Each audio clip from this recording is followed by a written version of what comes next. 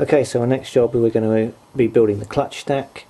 The first part of that is installing this piece here into our fan. This literally sits down into the fan and then pushes in like so, and then we can bolt it into place from this side with these 4 little screws. Okay, so there we have that installed, and the next thing for us to do is to install this onto our engine. Okay, here we have our engine, which is the YS91, and the washer is on the shaft here. That needs to be on there first, and then we screw this basically down onto there and then put the nut on the top to tighten it up.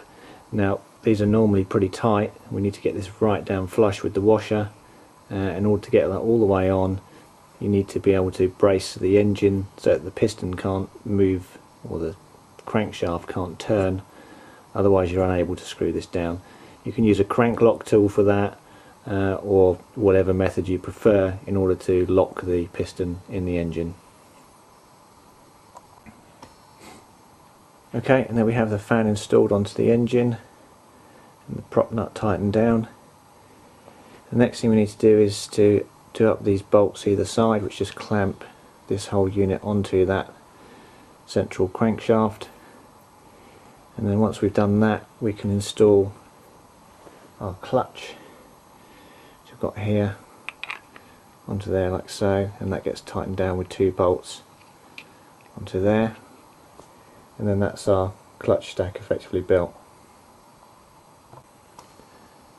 Okay, and there we have our clutch bolted on, and the next thing is to put the fan shroud around the engine. Okay, here we have our fan surround, and basically this clamps together like that around our engine. So I'll put that around the engine and then show you what that looks like. Okay, and there we have the fan surround in place, and that's ready now for bolting into our frames.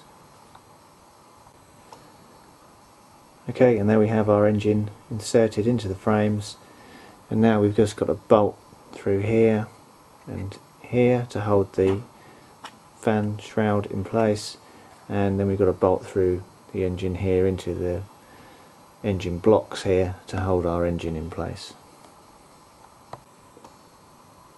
Next we're installing the base plate and undercarriage. This is the base plate here, undercarriage struts, undercarriage pipes. These are the little anti-skid rubbers which go onto the pipes to stop the machine sliding around on a hard surface like concrete, and these are the end stops that go in the ends of our skid pipes, which we put in with some CA glue to hold them in place. Okay, and there we have our undercarriage installed, the base plate installed. You can see how it's bolted on the underside here with the 2 screws in the middle and 2 into each of the undercarriage struts. I've also put the rubber stoppers on the inside here so that they can't come off and get lost, and then the skid pipes are held in place with these little grub screws which bolt down and pinch the skid pipe so it can't move.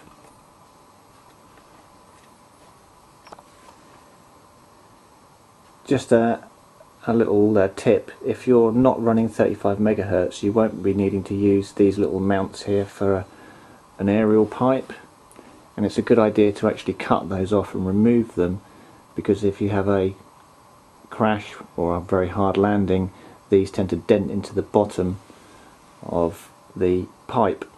So if you remove those, you can save yourself buying another pipe. Okay, the next step in the manual is installing the servos. We aren't actually installing servos into this particular machine, it's just a mechanical build without any of the electronics.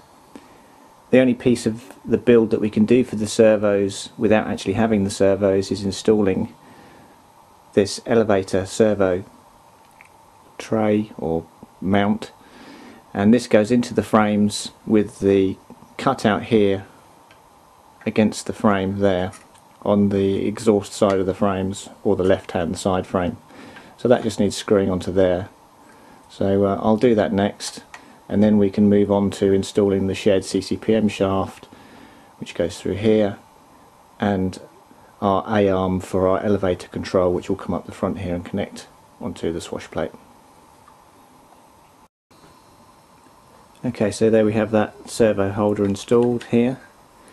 Something else we need to make up is the smaller tail push rod, which we've got here, and this just has a carbon sheath over the top of it to strengthen it so it can't bend, and that will fit, if I just move this a little closer, that will fit on the back there onto that control horn and forward to our tail servo if we had one fitted, which we don't.